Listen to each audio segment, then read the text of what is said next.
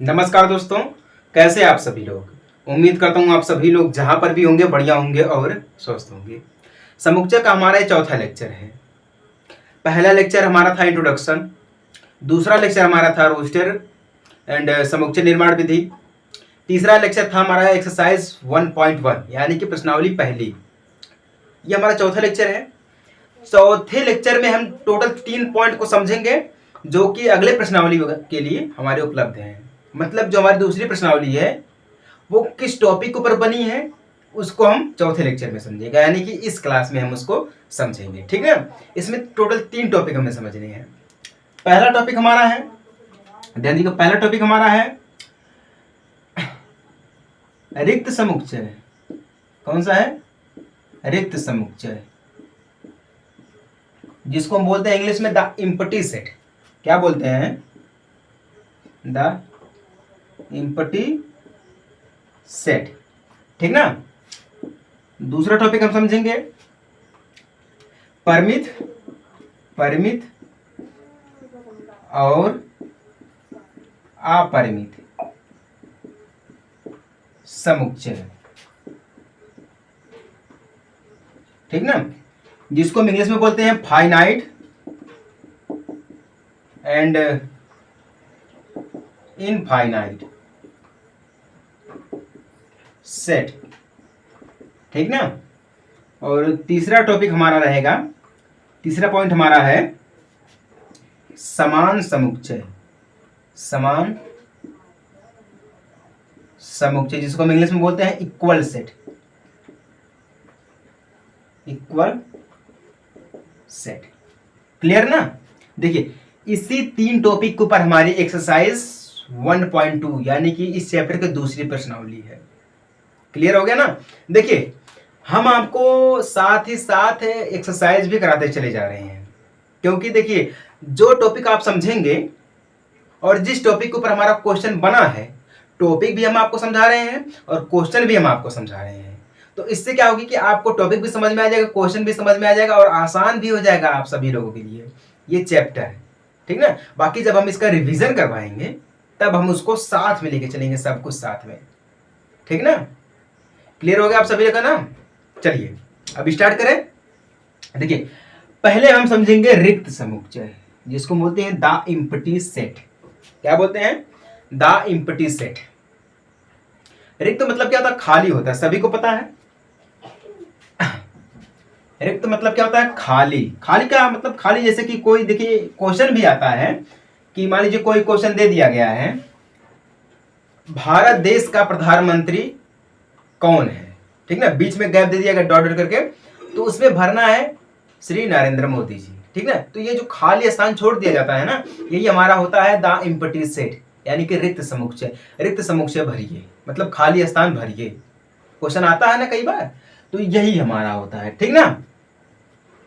अब देखिए, रिक्त समुच्चय यहां पर इसको हम कैसे प्रयोग करेंगे? बहुत ही सिंपल है। आपको अगर वीडियो अच्छी लग रही है या समझ में आ रहा है तो वीडियो को जरूर शेयर करें, सब्सक्राइब करें या ना करें। ठीक है, लेकिन शेयर जरूर करिएगा कि जो गलत डायरेक्शन में जा रहा है, गलत दिशा में जा रहा है, जिसको समझ में नहीं आ रहा है कि 12th के बाद हम क्या करेंगे, अभी इस समय हम कैसे पढ़ाई करें, ठीक ना, कैसे फोकस करें, उन सभी लोगों के पास वीडियो जरूर शेयर करिएगा। ठीक ना। बाकी सब्सक्राइब करिए या फॉलो करिए, उसमें मुझे कोई दिक्कत नहीं, करिए या ना करिए। ठीक ना। अब देखिए, रिक्त समुच्चय तो एक प्रकार से हमारा यही होता है। अब देखिए, समुच्चय मतलब क्या होता है? संग्रह होता है, सभी को पता है। यानी कि जो हमारा समुच्चय होता है वो कई चीजें मिलकर बनाते हैं। ठीक ना। समुच्चय हमारा ये होता है, जैसे कई चीजें मिली, 2 मार्कर मिल गया यानी कि मार्करों का समुच्चय हो गया। क्लियर ना। अब देखिए, यहाँ पे रिक्त दिया गया मतलब खाली। आप इमेजिन करिए कि आप क्लास 11th में पढ़ रहे हैं।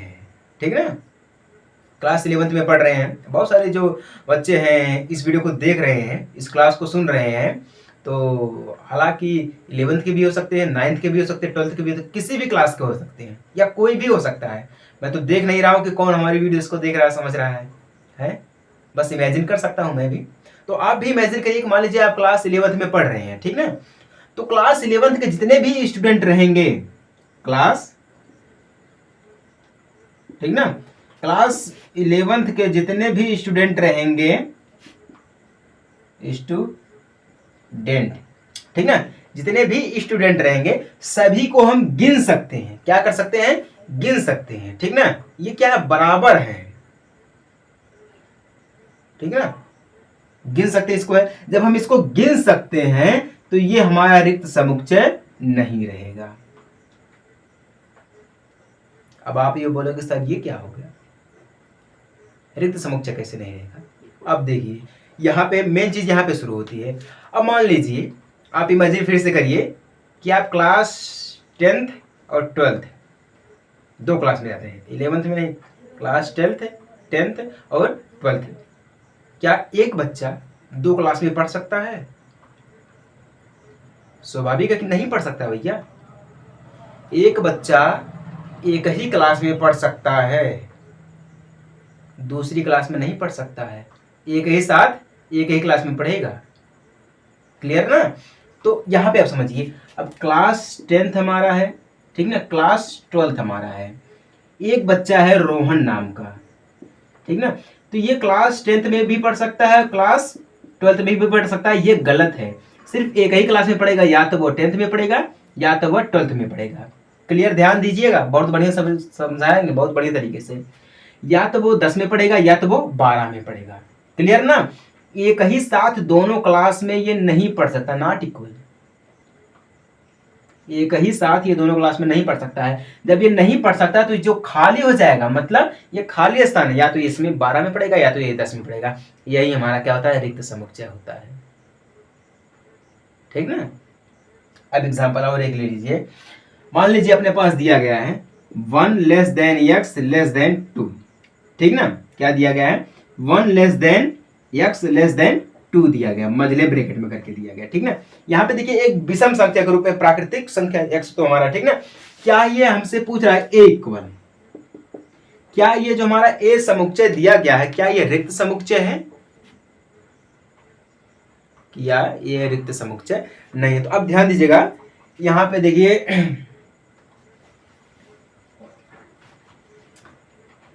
अब इसका मतलब क्या होता था? 1 less than x less than 2, मतलब 1 से 2, ठीक ना। क्या है?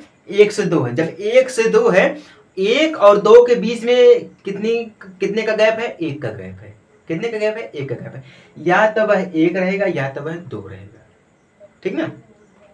क्लियर ना? तो क्या हमारा ये रिक्त समुच्चय है? जी हाँ, बिल्कुल रिक्त समुच्चय है, क्योंकि ये मध्य में 1 आ रहा है।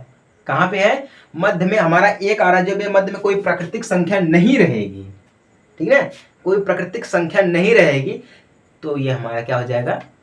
रिक्त समुच्चय। सीधी सीधी करने का मतलब है, अब देखिए हम यहां पे लिख रहे हैं 1, ब्लैक से लिखेंगे तब समझ में आएगा। 1 less than x less than 3, ठीक ना, ये हम लिख दिए हैं। अब ये बताइए क्या ये हमारा रिक्त समुच्चय है? ये रिक्त समुच्चय नहीं है, क्योंकि देखिए 1 आएगा, ठीक ना, फिर 2 आएगा, फिर 3 आएगा, मतलब बीच में एक संख्या आ रही है हमारी, है मध्य में एक संख्या आ रही है, जिसके मध्य में कोई भी संख्या नहीं रहेगी, मतलब 0 रहेगा, कुछ नहीं रहेगा, तो वह रिक्त समुच्चय रहेगा। जैसे कि ये हमारा है 1 से 2, इसके बीच में कोई संख्या नहीं रहेगी, नंबर वाइज 1 2 नंबर वाइज है, ठीक ना। क्लियर हो कि नहीं हुआ? यही हमारा कहलाता है रिक्त समुच्चय, ठीक ना। जिसको समझ में आ गया बहुत बढ़िया है, नहीं समझ में आया तो कोई दिक्कत वाली बात नहीं है, फिर से समझेंगे। चलिए, हमारे हिसाब से तो लग रहा है कि भैया हम बढ़िया तरीके से आपको समझा दिए हैं, ठीक है।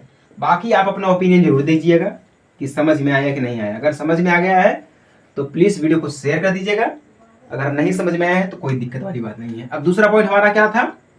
परिमित और अपरिमित, मतलब फाइनाइट एंड इनफाइनाइट सेट, ठीक ना। एकदम से क्या लिख के बाकी समझ में आ रहा है? अच्छा चलिए लिख ही देता हूं, फाइनाइट एंड इनफाइनाइट, ठीक है, सेट। क्लियर हो गया कि नहीं हो गया?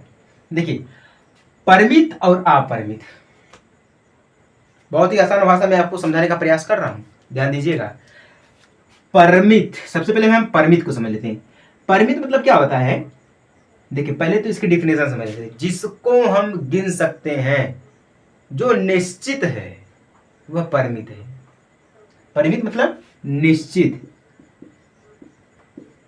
ठीक है। जो चीज निश्चित है, अगर हम आपकी क्लास ले रहे हैं, मतलब हम आपको समझा रहे हैं, बता रहे हैं, तो स्वाभाविक है कि आप जरूर देखेंगे। ये तो निश्चित है कि आप देखेंगे ही देखेंगे, है कि नहीं है। जो चीज निश्चित होती है वह हमारा परिमित होता है, बोलते हैं जिसको फाइनाइट, ठीक ना। और इसी का उल्टा है इनफाइनाइट। जो निश्चित ना हो वह हमारा इनफाइनाइट है, और जो निश्चित हो वह हमारा क्या है, फाइनाइट है। अब हम इसको कैसे समुच्चय के रूप में समझेंगे, है। एग्जाम्पल के तौर पे मान लीजिए ए इक्वल दिया गया है 1 2 3 4 5, ठीक ना। बी इक्वल दिया गया है A B C D E F G, ठीक ना, मतलब ब्रैकेट, ठीक ना। अब सी इक्वल दिया गया है विश्व के सभी पुरुष, क्या है, विश्व के सभी पुरुष। अब आप यहां पे ध्यान दीजिएगा, जो हमारा ए है, सेट जो हमारा ए दिया गया और सेट बी दिया गया और सेट सी दिया गया है, यानी कि समुच्चय ए बी सी दिया गया है। अब यहाँ पे देखिए क्या तीनों यह बराबर हैं, एक बार क्लियर करिए, बराबर है। इसमें कितने अक्षर हैं, 1 2 3 4 5, ठीक ना। अब बी में कितने हैं, ए बी सी, यानी कि 3 3 6 1 7। बी में टोटल 7 अक्षर हैं, ए में टोटल 5 अक्षर हैं, ठीक ना। बाकी सी जो हमारा है वो हिंदी में दिया गया, विश्व के सभी पुरुष। अब विश्व है तो ये वर्ल्ड के जितने भी मेल रहेंगे, पुरुष रहेंगे, वो कहाँ तक के कितने हैं, कौन गिना भैया, हम जानते हैं, आप जानते हैं, या कोई भी जानता है कि विश्व में कितने लड़के हैं या कितने पुरुष हैं। एक अनुमान लगाया जा सकता है, अनुभव किया जा सकता है, अनुमान लगाया जा सकता है, प्रायिकता इसकी होती है, ठीक ना। प्रायिकता जब हम आपको समझाएंगे तब वहां पे बताएंगे कि हमारे अनुभव क्या होता है, हम कैसे समझते हैं, किसी चीज को हम कैसे मानते हैं, ठीक ना, जब हम आपको पढ़ाएंगे प्रोबेबिलिटी, ठीक ना। अब देखिए ए के अवयव बी में नहीं है, या बी के अवयव ए में नहीं है, या सी के अवयव ना ए में है, ना बी में है, ना सी में है, ठीक ना। सी का अवयव ए बी में नहीं है, बी का अवयव ए सी में नहीं है, और ए का अवयव बी सी में नहीं है, ठीक ना। ये तो देखिए क्लियर है, इसको हम गिन सकते हैं, ए को हम गिन सकते हैं। ए जो हमारा है ये क्या है, फाइनाइट है, क्या है, फाइनाइट है। बी को भी हम गिन सकते हैं, बी हमारा क्या है, इनफाइनाइट है, सॉरी ये भी हमारा फाइनाइट है, इनफाइनाइट बोल दिया, फाइनाइट, ठीक ना। ये खत्म करिए, ए हमारा फाइनाइट है, बी हमारा फाइनाइट है, लेकिन सी जो हमारा है वो इनफाइनाइट है। विश्व में भैया कितने पुरुष हैं, कौन जानता है, हम जानते हैं, नहीं जानते हैं कितने पुरुष हैं।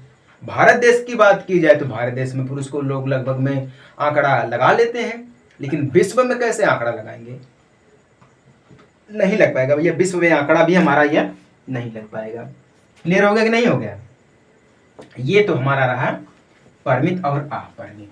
चलिए अभी परिमित और अपरिमित को और समझाएंगे आपको, ऐसी बात नहीं है कि मतलब खत्म हो गया। हम चाहते कि आपको समझ में आए, जो चीज मैं आपको समझा रहा हूं वह चीज आपको समझ में आए, बस यही मेरे लिए बहुत बड़ी बात है, ठीक ना। अब देखिए हम लिखेंगे ए इक्वल ब्रैकेट में 1 2 3 4 5 6 ब्रैकेट बंद, ठीक ना। बी इक्वल 1 2 3 4 5 6 डॉट डॉट करके दिया गया है। अब आप यहाँ पर ये बताइए कि भैया इसमें कौन फाइनाइट है और कौन इनफाइनाइट, यानी कौन परिमित है और कौन अपरिमित है। कृपया आप हमें बताने का कष्ट करेंगे, बता सकते हैं? जिसको हम गिन सकते हैं, जो चीज निश्चित है वह हमारा परिमित है यानी कि फाइनाइट है, और जिसको हम नहीं गिन सकते हैं, ठीक ना, जो नहीं निश्चित है वह हमारा क्या है, इनफाइनाइट है। समझ में बात आई आपको? अब यहाँ पे देखिए जो हमारा समुच्चय ए दिया गया है इसमें 1 2 3 4 5 6 परिमित, क्या हमारा ये परिमित है। क्लियर ना? परिमित। अब देखिए समुच्चय बी में 1 2 3 4 5 6 डॉट डॉट करके हमारा दिया गया है। अब आप यहाँ पे ये बताइए कि डॉट डॉट करके दिया गया, लेकिन कहाँ तक दिया गया है ये हमें नहीं पता है, किसी को नहीं पता है कि ये कहाँ तक संख्या गई हमारी है। जिसको हम नहीं गिन सकते हैं वह हमारा क्या है, अपरिमित है। क्या है? अपरिमित। क्लियर है? जिसको हम बोलते हैं इनफाइनाइट। ठीक ना? अपरिमित को फाइनाइट।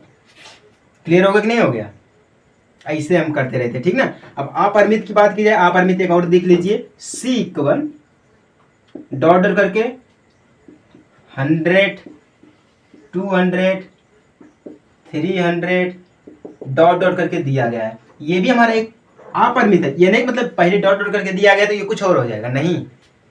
कहां से शुरू हुआ है? एक से शुरू हुआ है, ये तो कंफर्म हो गया, ठीक है। डॉट डॉट करके दिया गया है, एक से शुरू हुआ या 0 से शुरू हुआ, ठीक है। बाकी कहां तक गया है ये नहीं पता हमें। जब ये नहीं पता है तो ये अपरिमित है। ऐसे हम इसको समुच्चय की भाषा में भी हम इसको ऐसे ही समझेंगे। क्लियर हो गया ना आप सभी लोगों का? चलिए, जिसका क्लियर हो गया है वो फटाफट से वीडियो को शेयर कर दे, ठीक ना। अगर ज़्यादा ही पसंद आ रही है तो वीडियो सब्सक्राइब भी कर देना चैनल को, ठीक ना। करे या ना करे उससे कोई फर्क नहीं है, लेकिन हाँ अगर कर देंगे तो ये बढ़िया रहेगा, हमारे लिए भी बढ़िया रहेगा और सभी के लिए बढ़िया रहेगा। अब तीसरे की बात की जाए, तीसरा हमारा क्या है? समान समुच्चय। समान समुच्चय जिसको हम बोलते हैं इक्वल सेट, ठीक ना। अब देखिए समान समुच्चय के क्या मतलब होते हैं? जो चीजें इक्वल हो, इक्वल मतलब बराबर। देखिए 3 टॉपिक हम आपको समझा रहे हैं, तीनों का जिस प्रकार से नाम दिया गया है ना, आपको खुद ही समझ में आ जाएगा कि इसका मतलब क्या है, इसमें हमें क्या क्या चीजें पढ़नी है। जिस हिसाब से ये नाम हम बता रहे हैं आपको। समान समुच्चय, इक्वल सेट। इक्वल का मतलब क्या होता है? जो चीजें बराबर हों। बहुत सिंपल है, जो चीजें बराबर हों वही हमारा क्या है? समान समुच्चय यानी कि इक्वल सेट है। एग्जाम्पल के तौर पे आप ले लीजिए समुच्चय ए इक्वल 1 2 3 4 5, ठीक ना। समुच्चय बी इक्वल 1 2 3 4 5। अब देखिए जो अवयव यानी कि जो कंपोनेंट समुच्चय ए में है वही कंपोनेंट समुच्चय बी में है। तो यहाँ पे हम क्या लिखेंगे? ए इक्वल बी, मतलब ए बी के बराबर में है। क्या है? ए जो है वो बी के बराबर में है। अगर कंपोनेंट जो यानी कि जो अवयव है अगर वो अलग है, जैसे मान लीजिए समुच्चय ए में दिया गया है 1 2 3 4 5 6, ठीक ना। और समुच्चय बी में दिया गया है ए बी सी डी, तो क्या ये बताइए ये समान समुच्चय है? नहीं, यह समान समुच्चय नहीं है भैया, ये इक्वल सेट नहीं है। हम यहाँ पे क्या लिखेंगे? Not equal set, not equal set, मतलब ये समान समुच्चय नहीं है। तो ये कौन सा समुच्चय है? परिमित समुच्चय है। कौन सा है? परिमित भैया, इसको हम गिन सकते हैं, परिमित समुच्चय है। जब समुच्चय ए का अवयव समुच्चय बी में हो या समुच्चय बी का अवयव समुच्चय ए में हो तो वह हमारा समान समुच्चय कहलाता है। यानी कि अगर कोई भी समुच्चय हो, समुच्चय ए मान लीजिए, समुच्चय बी मान लीजिए, समुच्चय सी, कोई भी समुच्चय हो, ठीक है। अगर एक का समुच्चय दूसरे में है या दूसरे का समुच्चय एक में है तो वह हमारे क्या आ जाएंगे? समान समुच्चय हो जाएंगे। क्लियर हो गया बात? ठीक ना। चलिए उम्मीद करता हूँ आपको तीनों टॉपिक्स बढ़िया तरीके से समझ में आ गए हैं। समझ में आ गए हैं तो कृपया कमेंट जरूर कर देना कि सर हमें समझ में आ गए हैं अच्छी तरीके से, ठीक है। अगर ना समझ में आए हैं तो फिर भी कमेंट कर देना कि मैं भी तो देखूं कि आपको कहाँ नहीं समझ में आ रहा है, क्या चीज़ है जो नहीं समझ में आ रही है आपको, है तो कमेंट जरूर करना, ठीक ना। और हाँ, शेयर अधिक से अधिक करना। अगर चैनल पे हैं तो हमारा जो पेज है इसको फॉलो कर लीजिएगा, अगर यूट्यूब पे है तो चैनल को सब्सक्राइब कर लीजिएगा, ठीक ना। तो चलिए मिलते हैं हम आपसे अगले प्रश्नावली यानी कि प्रश्नावली 1.2 यानी कि एक्सरसाइज 1.2 के साथ, ठीक ना। चलिए मिलते हैं आपसे एक छोटे से ब्रेक के बाद, तब तक के लिए जय हिंद, वंदे मातरम।